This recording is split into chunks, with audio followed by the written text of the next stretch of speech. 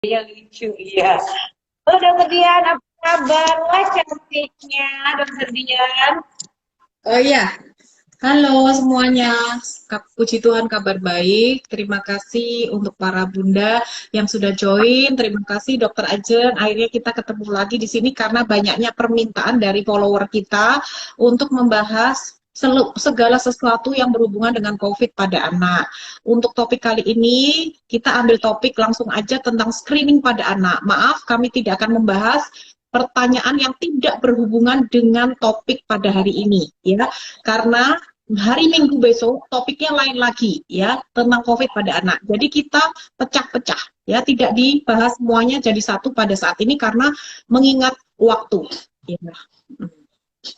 Banyak yang menyapa kita. Halo ibu-ibu semua, Ya, sehat selalu ya semua ya. Dan yang masih isoman di rumah ataupun yang sedang mendapatkan perawatan di rumah sakit harus tetap semangat ya. Jadi harus berpikir positif. Nanti akan kita bahas tuh hari Minggu besok tentang isoman di rumah. Nah dok, sekarang nih banyak yang nanya nih, dok kalau misalnya papahnya COVID, apa anak saya harus di swab? Nah kebanyakan begitu nih. Boleh nggak anak saya nggak usah di swab? Sebetulnya apa aja sih screening COVID itu selain tanda dan gejala? Perlu nggak sih pemeriksaan lab, ronsen? Kadang banyak kan yang tanya, aduh anak saya harus di lab cek darah juga, harus di ronsen juga. Kapan sih harus diperiksa? Nah itu yang sering jadi pertanyaan nih dari mama-mama nih dok. iya, itu sudah klasik banyak banget dan biasanya orang tua minta pemeriksaan macam-macam ya karena takutnya COVID menyerang anaknya gitu. Jadi gini, Mams. Jadi kalau misalnya kita menemukan keluarga dengan riwayat papahnya positif atau mamanya atau keluarga itu yang dekat dengan anak itu ada yang positif, ya sudah pastilah ya. Kalau misalnya ada kontak erat dengan mereka, disarankan anak-anak itu juga dilakukan screening, eh, pemeriksaan lebih lanjut. Apalagi bila anak tersebut menunjukkan adanya gejala COVID, diantaranya tiba-tiba kok muncul demam, tiba-tiba panas tinggi. Loh kok anak saya muncul batuk-batuk kering ya, terus kok ada ngeluh nyeri tenggorok, tidak panas tapi sakit tenggorok. Kok tiba-tiba anak saya buntu, nggak bisa mencium minyak kayu putih dan parfum, gampangannya gitu deh. Jadi dicek, hidung buntu itu dicek dengan mencium parfum dan minyak kayu putih, bisa nggak mereka membedakan. Kalau ternyata mereka anak ini mengalami salah satu gejala tersebut, ada hidung buntu atau pilek ya, nyeri tenggorok, batuk, demam, ya segeralah lakukan screening pada anak. Mengapa? Karena ini sangat penting sekali supaya kita sebagai dokter anak bisa bergerak cepat, ya, segera kita bisa terapi anak itu supaya dia jangan sampai parah. Karena begini dokter Ajeng, angka kematian anak ini makin lama makin naik ya dokter ya, COVID ini.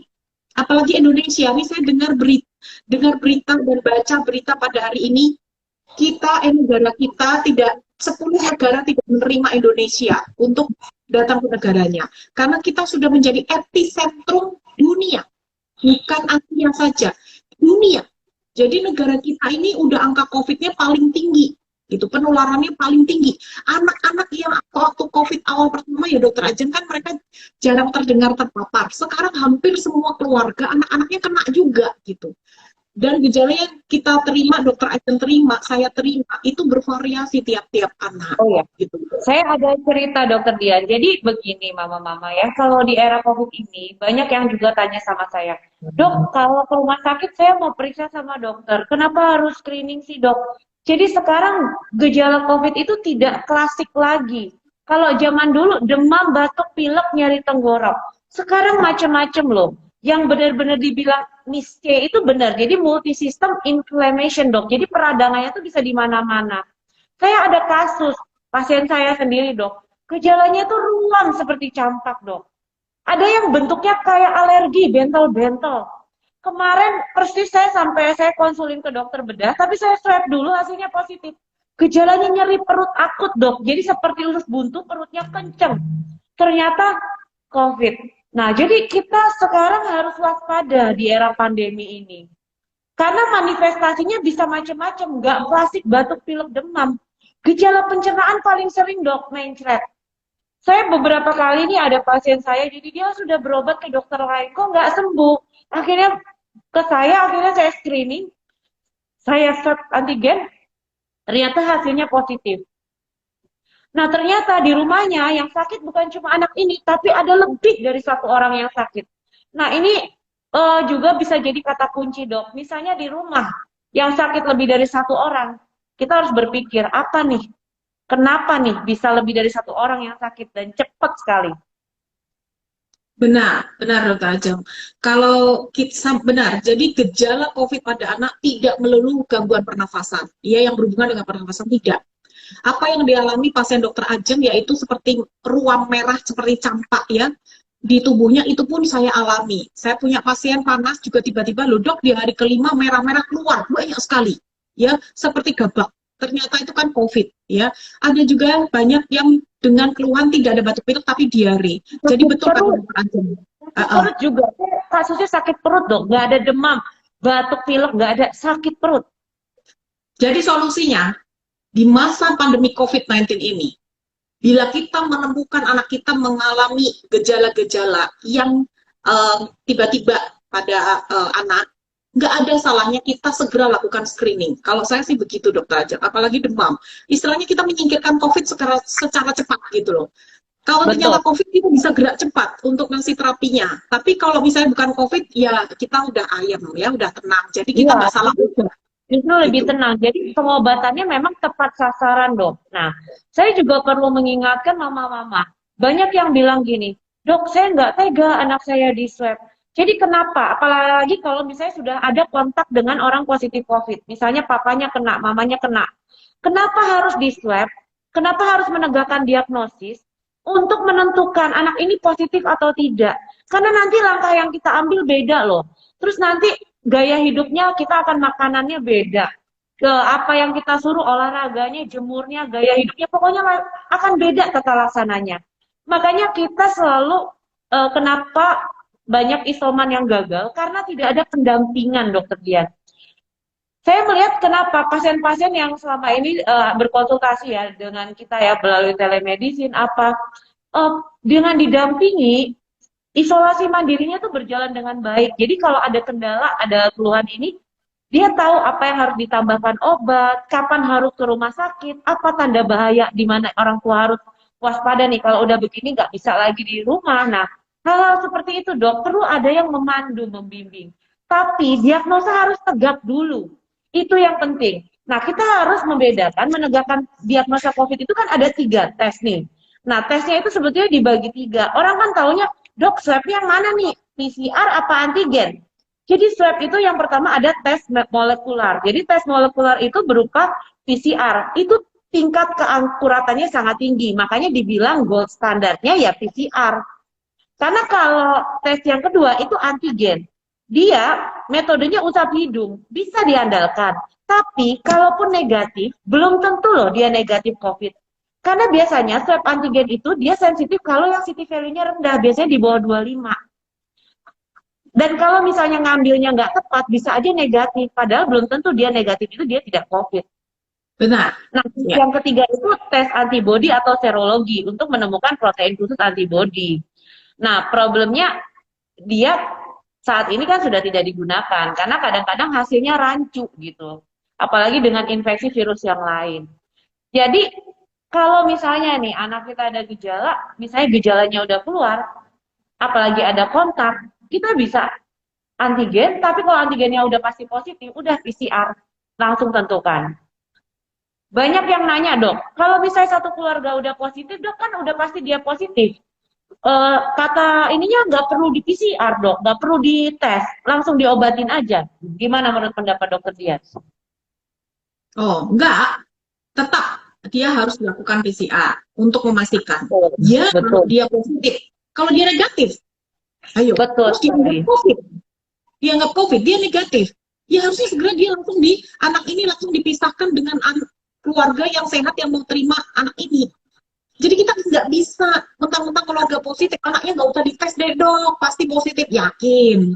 Jadi tetap aja harus lakukan gitu. Untuk kita tahu apa? City value. Kadang-kadang ada PCR swab tuh ada nilai city Betul. value-nya. Itu penting sekali. kita bisa Betul. memprediksi ini anak barusan kena virusnya atau sudah lama atau menjelang penyembuhan atau dia menularkan virus ini akan dahsyat sekali atau tidak atau akan berdampak buruk anak ini bisa diprediksi, bisa Satu, diketahui dari laboratorium. setuju. Saya setuju dengan Dokter Dian. Itu yang pertama, kita harus tegak diagnosis. Yang kedua, Dok, mencegah penyebaran klaster keluarga. Saya ada Yes, beberapa kasus yang seperti ini, Dok. Jadi, mamanya menganggap anaknya tidak bergejala. Langsung dititipkan ke tempat neneknya tanpa dilakukan diagnosis. Akhirnya, begitu ini selesai isolasi, baru muncul gejala di tempat nenek. Neneknya akhirnya positif. Akhirnya bukannya menyelesaikan satu masalah, tapi menambah problem baru. Jadi akhirnya dari satu keluarga yang terkena positif COVID jadi dua keluarga. Nah, yang di tempat neneknya ini kan nanti ada cucunya yang dari yang lain.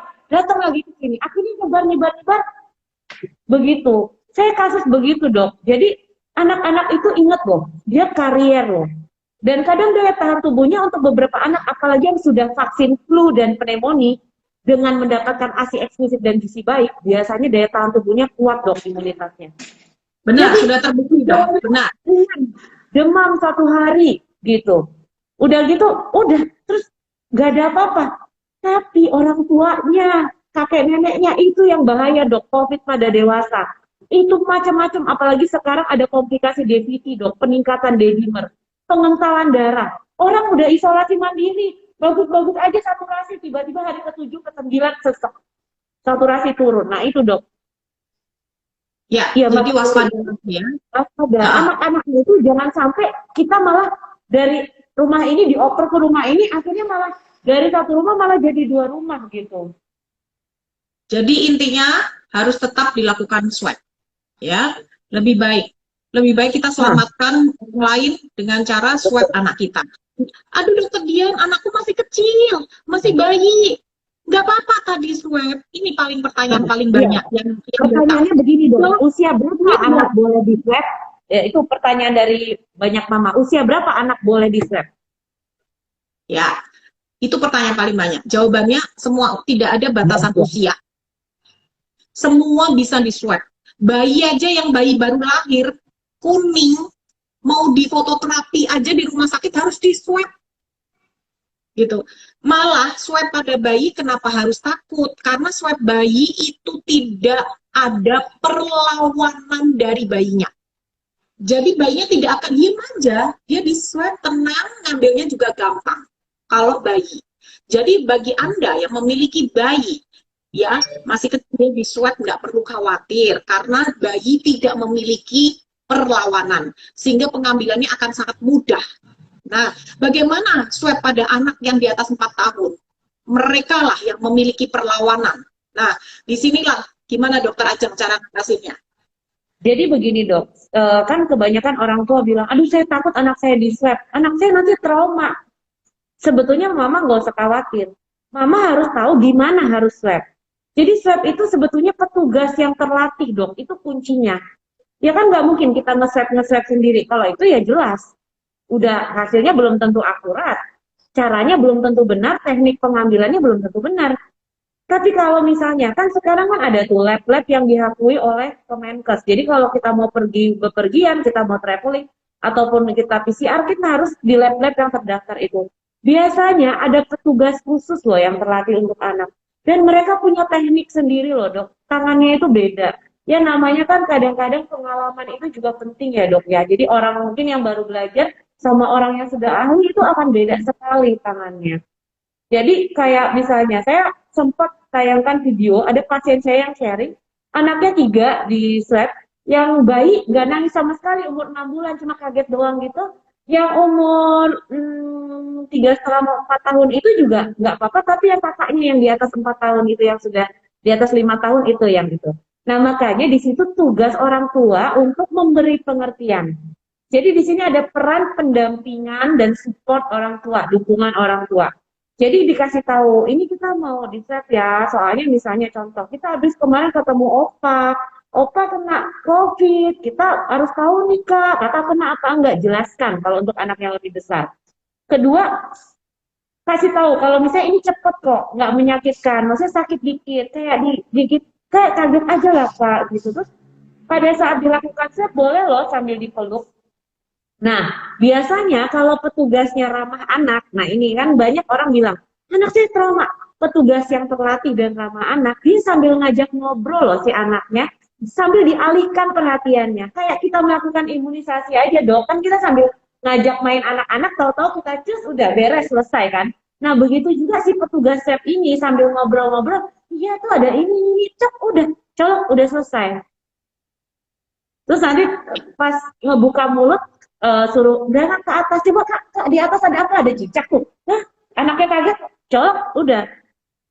Ada yang sambil uh, orang tuanya yang lain ngasih perhatian, papahnya ngomong, udah tenang aja, nggak apa-apa kok, nggak apa-apa. Kalau kakak nggak diem, kakak berontak nanti malah sakit. Nah di situ support orang tua sama masalah teknik sih dok. Jadi mama-mama boleh tanya kok, kayak misalnya teman-temannya yang anaknya udah di swab, kemarin di lab yang mana sih? Oh ini, oh di rumah sakit mana sih? Nggak sakit nggak sih sama yang itu? Enggak tuh, petugasnya nggak kasar, nggak ini. Karena ada sempet yang ngomong ke saya, anaknya sampai trauma gara-gara di swab. Nah, ujung-ujungnya itu sih masalah personal ya. Kita jangan menjudge semua seperti itu. Kan baliknya lagi kan tekniknya, pengalamannya, cara pendekatannya terhadap anak. Itu yang penting sih. Ya, benar. Jadi saya setuju dengan pendapatnya Dokter Ajeng dan itu Mams penjelasan tentang swab pada anak ya. Pertanyaan yang kedua yang sering muncul adalah, dokter perlu nggak anak saya periksa darah lengkap dan periksa lab, diambil darahnya gitu seperti orang dewasa, untuk ngapain Bu? Saya mau lihat dedimer, mau lihat ini, aduh. Tidak ya, anak-anak cukup swab aja, cukup ya. Dan kita bisa melakukan pemeriksaan kedua yaitu fototorak bila ditemukan adanya gejala menjurus ke arah pneumonia, yaitu adanya sesak, panas tinggi, gangguan pernafasan, napas cuping hidung, tidak bisa tidur, anaknya ada perarikan dinding dada, anaknya tampak sesak, baru boleh foto dada. Ya, tapi untuk pemeriksaan laboratorium sampai detik ini belum ada scoring untuk membantu menegakkan diagnosa dengan laboratorium. Ya, pola laboratorium anak tidak khas, beda dengan dewasa. Ya, jadi nggak usah lah ya periksa-periksa laboratorium darah ya, kecuali anaknya memang panas tinggi ya, panas tinggi sekali, anaknya tampak lemah, hati-hati. Ini masanya masa COVID-19 dan demam berdarah. Nah, ini juga banyak kejadian gini dok. Jadi memang pemeriksaan penunjang yang lain itu harus sesuai indikasi. Dan kayak misalnya, dok hari keberapa nih saya harus swab anak saya nih supaya nggak ulang-ulang dicolok ulang. Makanya perlu yang saya bilang tadi, pendampingan dari dokter spesialis anak. Jadi mama boleh kok konsultasi ke dokter. Ini kasusnya begini dok, ini kan bisa. Sekarang banyak kan telemedicine dok. Ya kan kita bisa loh, maksudnya konsultasi. Nah hari ini mam harus swab seperti itu. Nah terus kayak pemeriksaan lab yang lain seperti darah, fototorok itu sesuai indikasi. Karena banyak juga kasus DBD dengan COVID dok. Nah ini lucu kasusnya. Jadi bukan lucu, maksudnya sedih gitu. Jadi kok trombositnya turun nggak naik-naik. Nah biasanya gini, kalau COVID pada anak, kita kan bagi dua nih. Anaknya anak seperti apa dulu. Kalau anak itu yang benar-benar tadi saya bilang ASI eksklusif, gizinya baik, sudah divaksin flu sama pneumonia, biasanya OTG sampai ringan gejalanya. Yes. Nah tapi kalau anaknya misalnya punya penyakit penyerta, misalnya punya kelainan jantung, ada TB paru, ada epilepsi, terus belum divaksin, hanya vaksin yang wajib saja, terus nggak sempat diberikan ASI, makannya susah, berat badannya kurang. Nah itu yang ada kemungkinan untuk sedang dan berat. Nah itu. Nah makanya di sini penting sekali menjaga kualitas hidup anak. Imunitasnya tuh benar-benar harus kita bekali menghadapi COVID-19 ini. Ya. Terus anak dengan DBD biasanya demamnya kok nggak turun-turun dong. Oh udah dikasih ini nggak turun, anaknya lemes. Nah itu mam cek darah. Jadi harus tahu dulu, harus ada indikasi. Kayak dokter Dian bilang, nggak semua anak di ronsen. Kalau anaknya cuma demam 1 hari, masa iya kita ronsen? Kalau kulitnya cuma merah-merah doang, masa iya di ronsen? Kalau nggak ada gejala, apa iya di ronsen? Jadi semua pemeriksaan penunjang harus sesuai dengan indikasi. Sebetulnya apa sih yang mau kita cari? Kan nggak mungkin anak gejalanya mencret, terus kita ronsen. Kan nggak nyambung gitu. Tapi kan di sini, tapi oh yang dewasa kan chatnya banyak banget dok, segala macam apa. Makanya anak itu agak sedikit, bukan agak sedikit ya, beda sih. Memang penanganannya tuh benar-benar personal ya dokter Dian ya. Obat untuk anak yang A belum tentu sama dengan obat anak B. Ya, jadi banyak sekali dokter saya upload di IG story nih pasien-pasien yang sembuh ya. Nah, follower saya tuh ditanyain di DM sama beberapa follower yang lain, dokter Dian kasih obat apa sih kok anakmu bisa sembuh gitu. Jadi jawabannya ya tiap anak berbeda-beda. Bukan berarti anak COVID itu seragam, obatnya sama ya. Anak yang satu dengan anak kedua obatnya sama, dosisnya sama. Tidak. Dengan telekonsultasi, dengan telemedicine, dokter akan tanya. Makanya jujur dokter Ajeng sama saya nggak suka chatting-chattingan ya. Itu nggak bisa. Jadi kita harus video call ya. Kalau dibutuhkan WA call atau video call, itu yang selalu kita lakukan. Kenapa? Satu, kita bisa tanya bebas dengan ibunya. Gejalanya apa? Ya, panasnya gimana? Batuknya separah apa? Batuknya kering atau dahak? Hidungnya buntu nggak?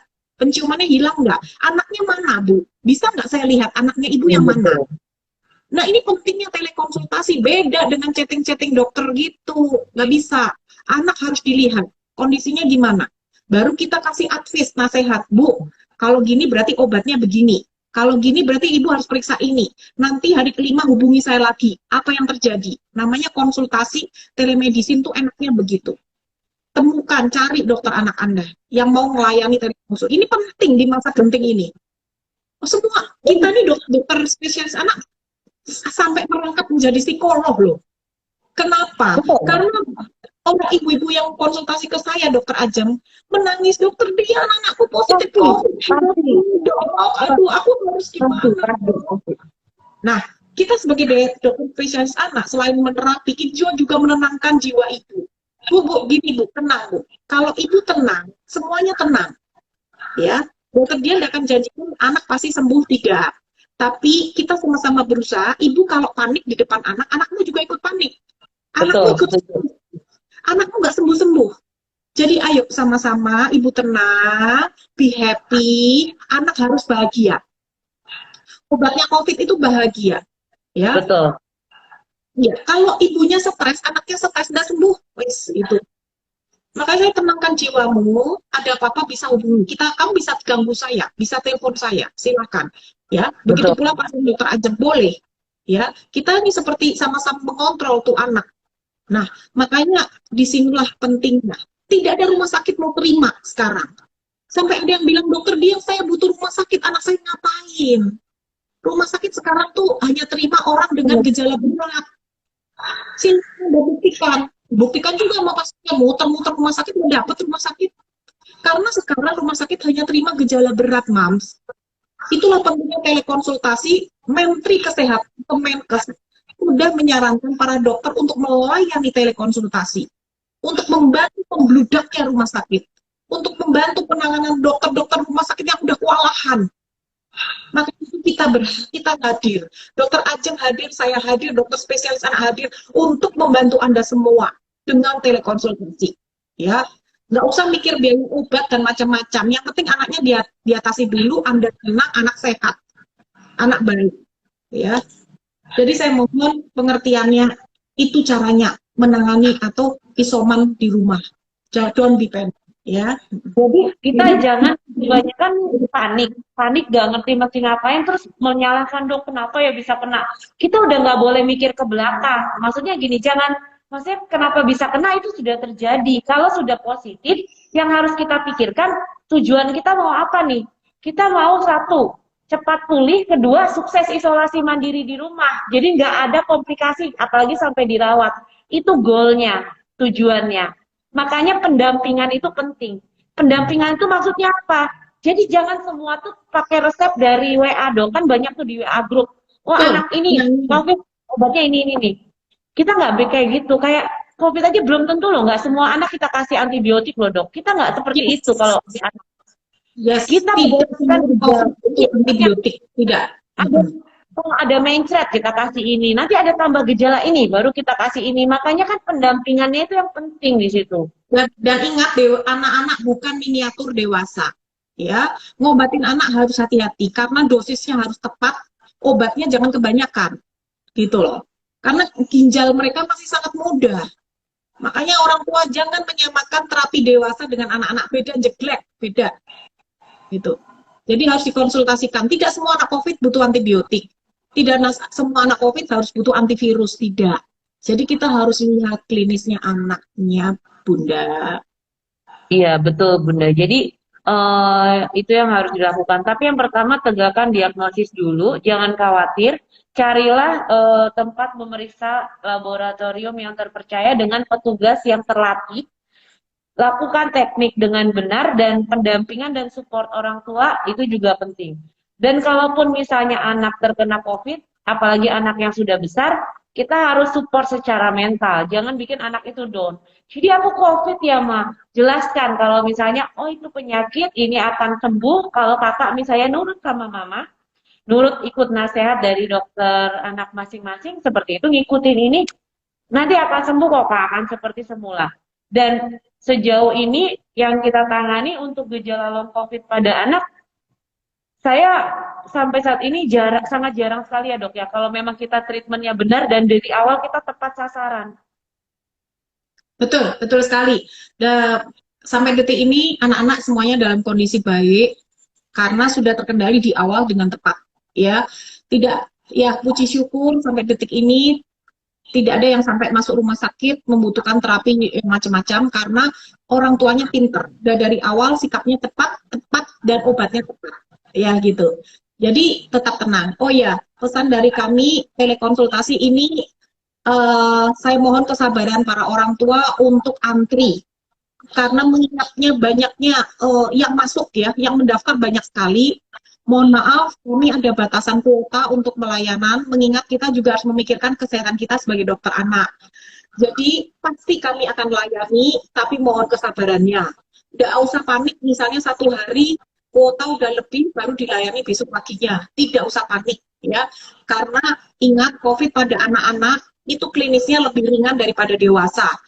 Karena ya memang faktor penangkal COVID di dalam pernafasan anak-anak ini lebih sedikit. Jadi don't worry ya, kita pasti akan atasi, kita pasti bantu Anda sebagai orang tua, tapi mohon kesabarannya untuk antri ya. Ya daripada di rumah sakit ya kita layani sungguh-sungguh ya. Terima kasih untuk para follower saya dari luar Jawa, banyak sekali yang konsultasi dari Sabang sampai Merauke, saya sampai heran. Tapi kami siap membantu, semoga semuanya sehat, cepat pulih ya, para moms.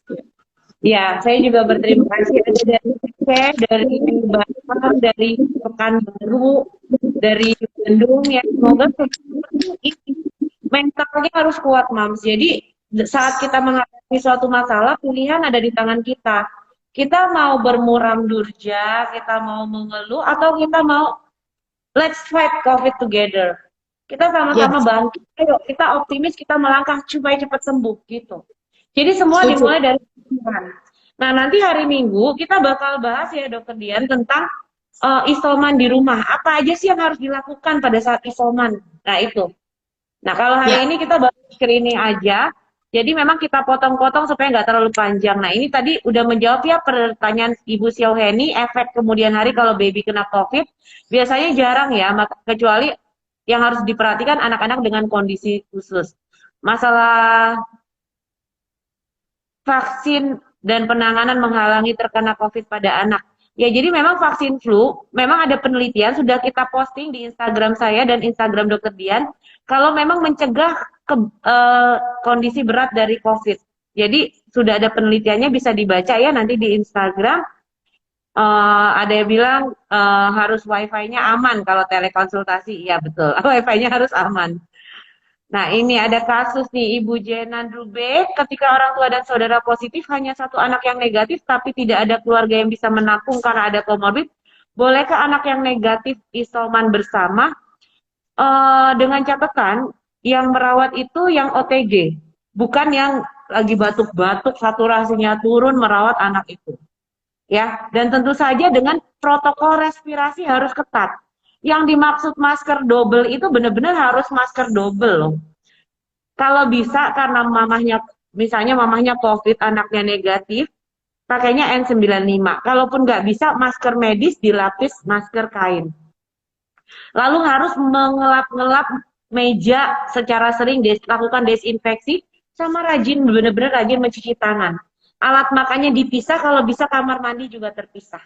Kamar apalagi terpisah. Kalaupun misalnya terpaksa tidur bareng, saya banyak kasus nih, kayak saya punya kasus mamahnya negatif, anaknya positif. Mau nggak mau yang merawat kan mamahnya. Nggak mungkin papahnya yang merawat. Mamahnya sampai selesai isoman nggak ketularan, karena mamahnya tertib, Dok. Dan memang mamahnya juga kita bekali dengan multivitamin dan daya tahan tubuh yang baik. Nutrisinya benar-benar terjaga. Jadi masker double, cuci tangan apa, itu bisa. Ada juga yang bayinya negatif, mamanya positif, tapi kebetulan positifnya OTG.